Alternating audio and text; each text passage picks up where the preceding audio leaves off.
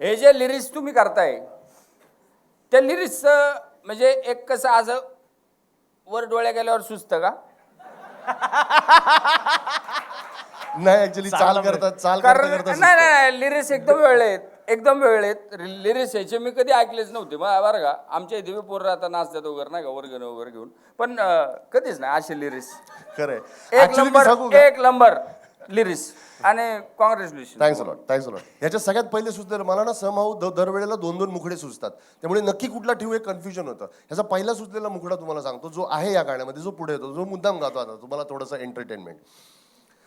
R you ready म्हणतो भावड्या, लिल्ला लिल्ला गातो, काय बी करपन वाजू ब्राझील, डीजे त्याला भेतो, बाचा बाची घालून राडे, डॅन्स भारी या पुढी पोहडे, माऊलीचा डीजे वर्जन याच्या घरच्या पूजेला, डॉल्बीवाल्या बोलाव माझ्या डीजेला. असं ते ऍक्च्युली ह्याच्यावरनं ते गाणं सुचलं. म्हणजे ब्राझील वगैरे गाणी आहेत ना, ही सगळी गाणी. हे आपण आता रोडवर गेला ना तुम्ही तर हे सगळं वाचतं, लिल्ला लिल्ला लिल्ला हेच वाचतं, ब्राझील वाचतं, आर यू रेडी वाचतं, आपुडी पोडे वाचतं. इवन ह्या सगळ्यामध्ये माऊली कुठे बसतं मला कधीच कळलं नव्हतं. माऊली कसं वाजवतील लोक, पण माऊलीचंही तसं नाही वाजवत. मला लोकांचे फोन यायचे, अरे माऊली पण वाजवतात ना डीजे लोक, माऊलीवर नाचतात. हो, तर त्याची डीजे व्हर्जन बनवून दे, डुप्पू डुप्पुम डुप्पू डुप्पुम त्याच्यात करून त्यांनी. म्हणजे मला आश्चर्य वाटतं किती आम्हाला वेड आहे डान्स. हे असं थोडंसं आय कॅन से इरसाल आणि खट्याळ गाणं होतं. मुळात जेव्हा हे गाणं करत होतो त्यावेळेला असं काही डोक्यात नव्हतं की हे गाणं आम्हीच लिहू अगेन. पण जेव्हा करायला सुरुवात केली तेव्हा गाण्याची एक रूपरेषा बनायला लागली ना, त्यावेळेला ऑटोमॅटिकली जे स्फुरायला लागलं. म्हणजे आत्तापर्यंत सिरियसली सांगतो, जेव्हा पण लिहिलंय खरंच ते स्फुरलं म्हणूनच लिहिलंय. आणि मोस्ट ऑफ द टाईम असं फार पटकन स्फुरतं.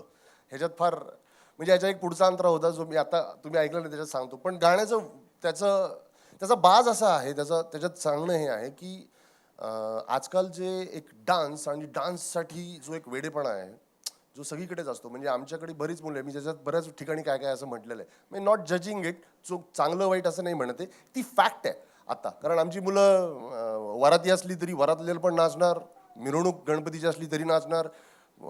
गोविंदा म्हणजे तो हांडी फोडायला वेगळा माणूस आहे तिकडं, तो गोविंदा बिचारा वर हांडी फोडणार, त्यांनी फोडली नाही फोडली तरी हे खाली नाचण्याला आहेच आहेत. सो ही तिची जी आवड आहे नाचण्याची ती फार त्या आवडीबद्दल बोलणारं ते गाणं आहे. त्याला गाणारा माणूस सुद्धा आम्हाला फार अत्यंत इरसाल आणि खट्याळ माणूस पाहिजे होता. आम्ही 12-1 वर्षापूर्वी आय गेस आम्ही ते गाणं ऐकलं होतं, काठीने घोंगडं घेऊ द्या की र मला बी जत्रला येऊ द्या की. असंच आम्ही कुठेतरी डीजे मध्ये त्याचं वेगळं व्हर्जन ऐकलं होतं, जे ओरिजिनल शाहिरांचं व्हर्जन नाही, दुसरं व्हर्जन जे ऐकलं होतं. तो आवाज आम्हाला जाम आवडला होता आणि तेव्हापासून पण हे माणूस कोण जे पण आहे तो कडक गात आहेत, हे कडक गात आहेत. हा आम्हाला तो एक मुलगा, हा कोण मुलगा यार, हा कडक गातोय आणि हा आपण शोधला पाहिजे कधीतरी आयुष्यात, इन फ्युचर आपण ह्याच्याबरोबर गाणं करू. आणि आम्ही बरंच ते तेव्हापासून आम्ही कधी वेळ नाही आली की असं त्याला शोधून काढू आणि त्याच्यात या आपल्या कुठल्या तरी गाण्यात वापरू.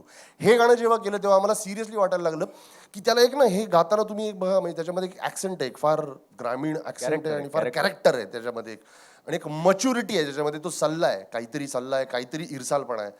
सो ते गाणार ते कॅरी करू शकेल असा आम्हाला आवाज पाहिजे होता. तो आम्हाला आठवला तोच आवाज ज्यांनी ते काठीने घोंगडं ते ऐकलं असेल तुम्ही ना, अरे बाबा हे ते गाणं, ते वाला व्हर्जन जे आहे ते खूप आवडलं होतं आम्हाला.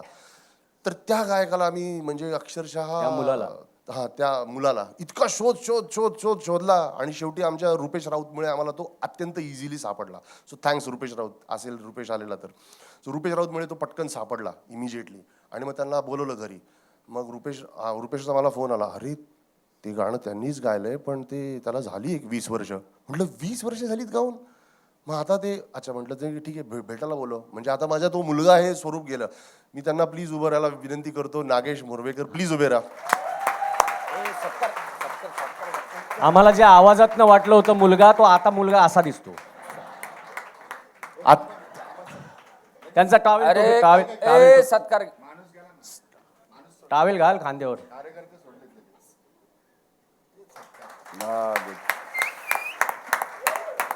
नागेशजी खरंच धन्यवाद. तुम्ही तुमच्या सगळ्या सपोर्ट बद्दल धन्यवाद. ते आणि 3 दिवस बिचारे दीड वर्षापूर्वी त्यांनी गाणं त्यांनी गाणं गायलं. आणि त्यांना आम्ही सांगितलं होतं की कृपया तुम्ही कोणाला बोलू नका, गाणं कुठे ऐकू नका. त्यांनी घरात पण सांगितलं नव्हतं की ते पहिले येऊ दे बाहेर, मग सांगतो मरू दे, नाही तर यांनी कॅन्सल झालं उगाच अचानक माझा आवाज काढला तर काय करायचं. म्हणून त्यांनी बायकोला सुद्धा सांगितलं नव्हतं. आता आज तुम्ही सगळ्या दुनियेला सांगू शकता की मी ते गाणं गायले म्हणून. नाही